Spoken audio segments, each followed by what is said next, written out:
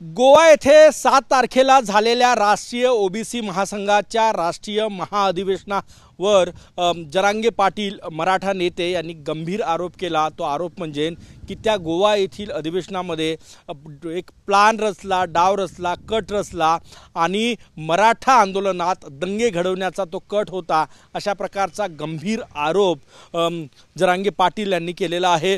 राष्ट्रीय ओबीसी महासंघाने हे सगळे आरोप फेटाळून लावलेले आहे आणि जरांगे पाटील मानसिक तणावातून हे आरोप करत असल्याचंही राष्ट्रीय ओबीसी महासंघाने सांगितलेलं आहे। परंतु या आंदोलनाच्या या आरोपाच्या निमित्तानं राष्ट्रीय ओबीसी महासंघाच्या राष्ट्रीय अधिवेशनाची पुन्हा एकदा चर्चा सुरू झाली।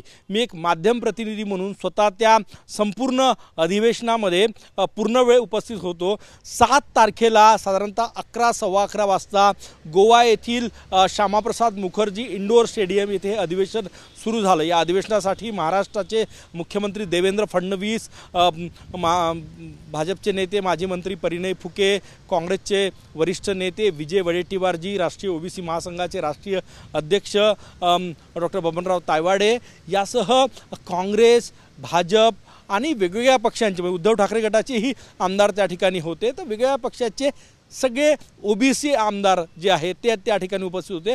गोव्याचे मुख्यमंत्री, गोव्याचे मंत्री त्या ठिकाणी उपस्थित होते। या संपूर्ण म्हणजे जवळपास 4 ते 5 तास ह्या महाधिवेशनाचा तो कार्यक्रम चालला आणि 11 साडेअकराला ला सुरू झालेला। त्या अधिवेशनात एकूणच संपूर्ण सूर जो होता तो पहिली गोष्ट तर त्या आंदोलनात कुठल्या आंदोलनात हिंसक कारवाया करा याबाबत कुठलीही चर्चा, कुठलाही याबाबत वाच्यता झालेली नाही, कुणीही त्याचं समर्थनही केलं नाही। त्या आंदोलनाचा पूर्ण रोष होता की येत्या काळात ओबीसींच्या हक्कासाठी काय काय मिळवता येईल आणि त्या आंदोलनाचा एक सूर असा होता म्हणजे मुख्यमंत्री भाजपचे वरिष्ठ नेते आहे ते त्या कार्यक्रमात उद्घाटनासाठी आले असले तरी त्या संपूर्ण अधिवेशनाचा सूर होता की केंद्र सरकार जी जातीय जनगणना करत आहेत त्यांचा मानस नाही का जातीय जनगणना करण्याचा, त्याचं नोटिफिकेशन अद्याप निघालेलं नाही आणि ते नोटिफिकेशन केंद्र सरकारनं काढावं हीच मागणी त्या मंचावरून मुख्यमंत्री देवेंद्र फडणवीस यांच्यासमोर करण्यात आलेली आहे।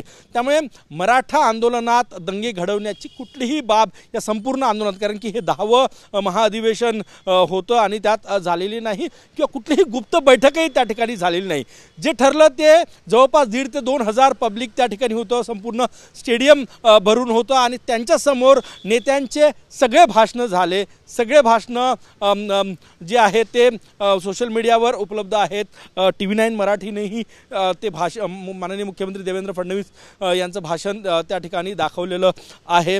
एकूणच ज्या काही मागण्या आहे, कारण की जातीय जनगणनेसोबत महाराष्ट्रातील जे ओबीसी मुलांसाठी वसतिगृह सुरू करण्यात आलेले आहे त्यांच्या सुरक्षेचा प्रश्न, त्यांच्यासाठी सरकारच्या इमारती, सगळ्यात महत्त्वाचं बार्टी आणि सारथीच्या धर्तीवर महाज्योतीला जास्त अनुदान मिळावं ही मागणी त्या आंदोलनात परिणय फुके, विजय वडेट्टीवार यांनी लावून धरलेली आहे आणि मुख्यमंत्री देवेंद्र फडणवीस त्यांनी सकारात्मक प्रतिसादही दिलेला आहे। कुठलाही कट किंवा कुठल्याही याच्यात म्हणजे राष्ट्रीय ओबीसी महासंघाची भूमिकाच त्या ठिकाणी स्पष्ट केलेली होती की आमचा मराठा समाजाच्या आरक्षणाला विरोध नाही। जेवढे काही मुलाखती, जेवढे काही पब्लिक डोमेनमध्ये राष्ट्रीय ओबीसी महासंघानं आपलं प्रेस नोट काढलेली आहे, आपलं मत ठेवलेलं आहे। त्यांनी म्हटलं की मराठा समाजाला आरक्षणाला आमचा विरोध नाही आणि गोव्या इथे झालेल्या अधिवेशनातही त्यांचा सूर होता। प्रश्न होता जातीय जनगणना व्हायला पाहिजे, ती लवकर व्हायला पाहिजे आणि जेवढी आमची संख्या आहे तेवढं आरक्षण त्यांना मिळावं, तेवढ्या सुविधा मिळाव्या हीच मागणी त्या संपूर्ण अधिवेशनात लावून धरण्यात आलेली आहे।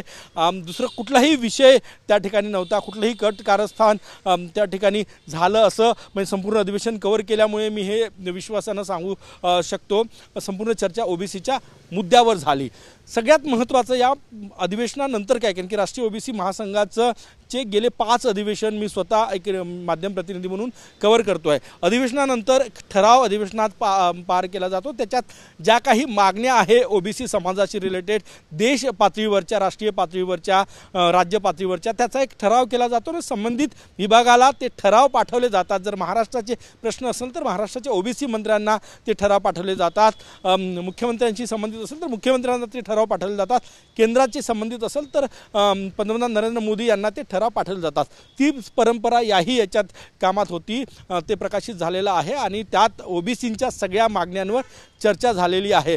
त्यामुळे ही सगळी चर्चा पब्लिक डोमेनमध्ये होती, सगळे भाषणं सोशल मीडियावर लाईव्ह होते. त्यामुळेच राष्ट्रीय ओबीसी महासंघाचे अध्यक्ष डॉक्टर बबनराव तायवाडे यांनी जरांगे पाटील यांचे सगळे आरोप जे आहे ते फेटाळून लावलेले आहे आणि ते फक्त ओबीसींच्या हिताचं रक्षण करणारं अधिवेशन होतं अशी भूमिका स्पष्ट केलेली आहे.